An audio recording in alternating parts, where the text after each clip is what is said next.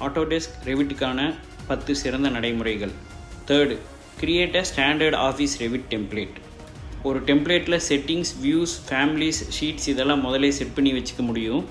ஒவ்வொரு project create பண்ணுறப்பவும் அந்த டெம்ப்ளேட்டை நம்ம செலக்ட் பண்ணி ஒர்க் பண்ணுறப்போ நம்ம வேலை குறையும்.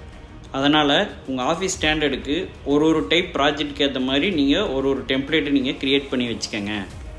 ரெசிடென்ஷியல், இண்டஸ்ட்ரியல், கமர்ஷியல் இது மாதிரி ப்ராஜெக்ட்டுக்கு ஒரு டைப் டெம்ப்ளேட்டு நீங்கள் க்ரியேட் பண்ணி வச்சுக்கோங்க.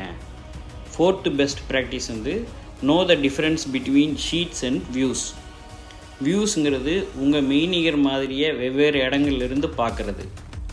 For example, floor plans, sections, 3D views இதெல்லாம் வியூஸ்.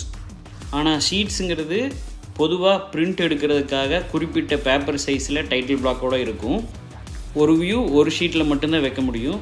விரிவாக நம்ம ஒரு தனி காணொளியில் இதை பற்றி பார்க்கலாம்.